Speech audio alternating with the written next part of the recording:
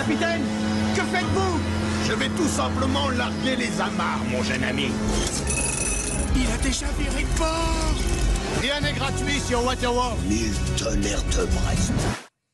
Cap au Sud, évidemment, avec Quentin Cabanis et toute l'équipe Sud Radio Rugby pour eh bien cette Route du Rhum 2022, la 12e édition continue de prendre justement la route du Rhum semaine après semaine. Et on reçoit ce soir Romain Attanasio. Bonsoir Romain. Bonsoir à tous. Vous m'entendez bien? Skipper Fortinet, Best Western, ça va super bien, Romain. Mais la question est plutôt pour vous. Comment ça va à une semaine du départ du côté de Saint-Malo? Oh, c'est le début, ça se met en place là. C'est l'arrivée au village. C'était déjà de rentrer le bateau dans le bassin, ce qui est jamais évident parce que Fortinet Best Western, c'est un bateau avec des grands outriggers, des grands foils.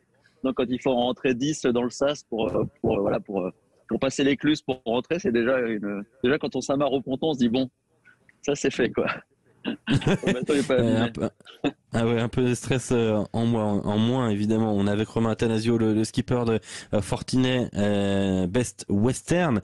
C'est une deuxième route du Rhum pour vous. La dernière avait été un peu difficile. De ce que j'ai suivi, Romain Attanasio, vous avez une drôle d'histoire avec cette route du Rhum parce que elle vous a à la fois donné envie de faire de la voile à ce niveau-là et en même temps elle vous a fait du mal aussi, cette route du Rhum, du mal, un petit peu de douleur il y a quelques années. Ouais, elle a fait déjà beaucoup de mal à mes parents quand j'étais gosse parce que effectivement moi j'habitais, mes grands-parents sont des Hautes-Alpes mais j'habitais, mon père travaillait dans les travaux publics, on a habité au Pakistan, San Salvador, au Nigeria, en Indonésie, dans plein de pays. Quand on est rentré en France, j'avais 8 ans, on s'est installé dans l'Oise, donc là c'était mon premier choc. Et en 5e, j'avais pas très bien travaillé à l'école et je me suis retrouvé en pension à Chauny dans l'Aisne, c'est-à-dire une prison pour gosses. Et c'était donc en 90 et c'est l'année où Florence Artaud a gagné la route du Rhum. Et moi, je suivais ça à l'étude le soir au lieu de faire mes devoirs. Elle était belle, en plus son bateau était beau. Enfin, j'étais amoureux d'elle comme tout le monde. Et puis quelques semaines plus tard, mon grand-oncle par alliance qui m'a appris à faire de la voile, qui lui est breton, est venu me chercher pour m'emmener au salon nautique. Et puis voilà, je voulais plus entendre parler que de bateau. Et du coup, voilà, pour moi, la route du Rhum, c'est vraiment mon rêve de gosse, quoi.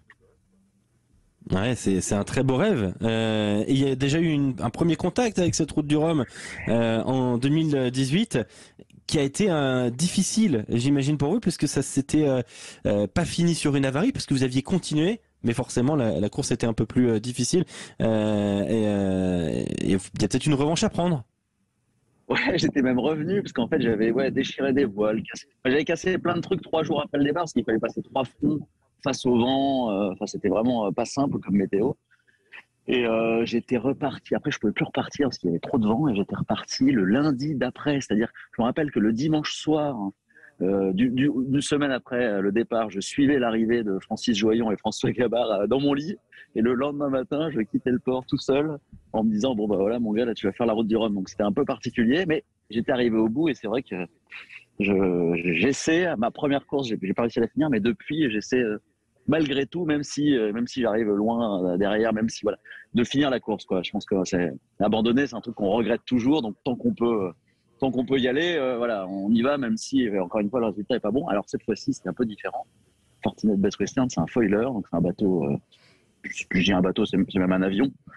Et donc là, je joue plus là. Bon, je vais pas aussi vite que les bateaux tout neufs, mais quand même, oui, là, je suis plus dans le mode régate qu'en mode aventure. Ouais, de ce que j'ai suivi, c'est quand même un bateau qui a obtenu de sacrés résultats. Appelé Gitane à ses débuts, ce bateau, il est passé notamment chez Sea Explorer de Boris Herman. Je crois qu'il a fait 5e du dernier Vendée Globe. Voilà, et c'est un bateau quand même qui est performant. Du coup, quels sont les objectifs pour Fortinet Best Western dans cette route du Rhum 2022? Ouais, et Boris avait refoilé le bateau, avait ajouté des grands foils, parce que c'est un bateau de 2016, donc c'est une génération de bateaux. C'est les premiers foilers, en fait. Donc au début, les foils étaient petits et Boris a vraiment upgradé au départ du Vendée. Et oui, maintenant, ça n'a rien à voir avec ce qu'il était à l'origine. L'objectif, c'est quoi? C'est hyper dur à dire. Mais j'espère être dans le bon paquet. Alors c'est un peu vague, peut-être faire dans les 10. Je sais pas, on est 38, c'est fou. Il n'y a jamais eu une telle place au Vendée Globe, on n'a jamais été autant. Ouais, c'est fou. Il y a énormément de monde dans cette classe IMOCA. Ouais. Pour avant, les IMOCA, c'était quand même Bon, c'est pas évident d'avoir un IMOCA, c'est quand même des gros budgets, c'est difficile à manier, à manœuvrer, à monter. Enfin, tout est compliqué sur ces bateaux-là. Donc, il y en a toujours eu peu, en fait. Finalement, la classe reine, c'était les Figaro. Et on rigolait aujourd'hui avec les skippers IMOCA en disant il y a plus d'IMOCA sur le départ de l'Eurodrome que de Figaro à la solitaire du Figaro. Donc, ouais, c'est incroyable. Quant à Cabanis. Du coup, on sait que pour beaucoup aussi, la route du Rhum, c'est un moyen de se tester avant le Vendée Globe. Vous aussi, c'est un objectif, ça? Et on sait qu'il y a des places qualificatives si on termine aussi la route du Rhum pour le Vendée Globe. Vous, l'objectif principal cette saison, c'est la route du Rhum, ou alors c'est de vous projeter sur la suite? C'est un peu tout. Alors, c'est une très très belle course, donc on peut pas dire que c'est juste une course pour préparer le Vendée, même si effectivement tout ce qu'on fait actuellement, c'est pour aller jusqu'au le point de mire, l'objectif qu'on a tous en tête, évidemment, c'est le Vendée, parce que c'est encore, pour nous, c'est l'Everest de la voile.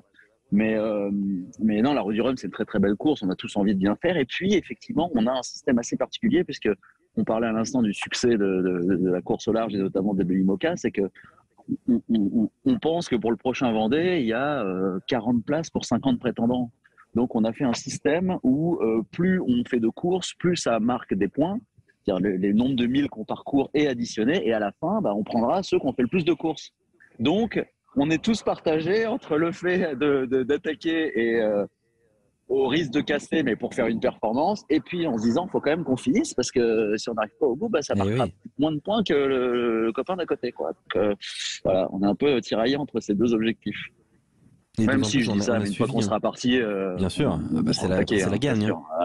Bien sûr. Oui.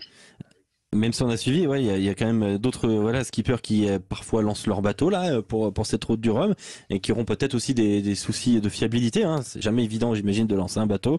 Le vôtre est plutôt éprouvé et donc du coup aura une certaine fiabilité à démontrer peut-être sur cette route de la Guadeloupe. En tout cas, on vous l'espère. Petite question peut-être de Julien Thomas, notre consultant Sud Radio Rugby. Oui, la voile. Bonsoir. Oui, j'adore. C'est vrai que je la suis depuis qu'on fait cette chronique, mais c'est savoir ce qui est on va dire la course la plus dure pour vous entre peut-être la Route du Rhum, le Vendée Globe, Jacques Vabre, la Transat Jacques Vabre, vous avez fait, et j'ai regardé votre palmarès qui est quand même assez conséquent et fourni, donc félicitations déjà. Et puis je rajoute à ça une petite question: qu'est-ce que vous avez amené comme boisson, parce que j'ai cru entendre que vous aimez bien le rhum vieux. Faut l'attendre là-bas. Ah merde, oh là là, je pensais pas que c'était de notoriété publique. J'essaye de le cacher, ça. Savoir si vous avez des cargaisons sur le... Non, j'ai pas des cargaisons, mais j'ai quand même un petit coup à boire. Dans les moments durs, à un moment, il faut quand même revenir aux fondamentaux. C'est important. Oui. Donc, non, alors pour répondre à la question, effectivement, le Vendée Globe, c'est... je disais, c'est pas tant dur physiquement. Oui, on va loin pour le sommeil, tout ça, mais c'est surtout dans la tête. Je lisais il y a pas longtemps un bouquin de Mike Horn où il traverse l'Antarctique à pied. Il se perce les ongles avec des forêts parce qu'il a les pieds qui explosent dans les chaussures. Enfin, c'est un carnage, quoi. Nous, on n'en est pas là, mais nous, on pleure, on rigole 100 fois par jour, quoi. On a un peu l'esprit de la météo en Bretagne, vous voyez. Donc c'est ça qui est difficile au Vendée. Ça change vite. Et les hauts sont très hauts et les bas sont très très bas. Alors que sur la Route du Rhum, c'est plus un sprint. Alors on arrive très fatigué. La Jacques Vabre aussi, on arrive, en fait, on est cramé, parce que sinon ça veut dire qu'on n'a pas tout donné. Mais c'est vrai que quand on regarde la Route du Rhum, là aujourd'hui, pas aujourd'hui, mais juste avant le départ, je saurais quasiment, j'exagère un peu, la météo que j'aurai jusqu'à l'arrivée, quoi. Quasiment ce qui va se passer, quasiment ce que je vais faire. On va mettre 10 jours, 11 jours, on a des fichiers météo qui vont à 16 jours. Alors, 16 jours, c'est beaucoup moins fiable. Mais quand même, on arrive à se projeter, quoi. Alors que le Vendée, on ne sait pas du tout ce qui va se passer, si on va arriver, ni où on va arriver, on ne sait rien, quoi. Donc le Vendée, c'est vraiment plus l'aventure. Et puis c'est vrai que au Vendée Globe, quand on part et qu'on arrive devant la Guadeloupe, ça n'a pas commencé, en fait. Donc c'est vrai que c'est ça qui est difficile, mais c'est pas le même format. C'est la Route du Rhum, c'est le marathon, et le Vendée Globe, c'est l'UTMB, quoi. Ouais, Ah ouais, bah, ça fait une très ouais, c'est impressionnant. Et ouais, une dizaine de jours, enfin entre 7 et 11 jours entre guillemets, c'est une vitesse hallucinante et ça montre à quel point aussi ces bateaux vont vite. Bon bah merci beaucoup Romain Athanasiou, on vous souhaite une très belle course cette route du Rhum. J'espère que vous avez amené assez de poulet tikka dans le bateau lyophilisé, parce qu'il paraît aussi qu'il y a une petite affection pour la nourriture indienne lyophilisée. Pourquoi pas, je veux dire, chacun ses envies. Oui, je ne détaillerai pas. Faut être courageux en solitaire pour prendre de la nourriture indienne. Ah oui. Oui, surtout qu'on n'est pas très bien équipé en tout ce qui concerne les sanitaires à bord, mais bon, on se débrouille, ne t'inquiète pas, j'ai l'habitude. Personne vous jugera au milieu de l'Atlantique. Hein. C'est sympa, un petit coup de rhum là-dessus, ça fait glisser, c'est parfait. Non, je suis calé. J'ai fait devant des globes, je suis calé. Hein. Merci Romain Athanasiou, skipper Fortinet Best Western, et on est très heureux de vous avoir reçu sur ce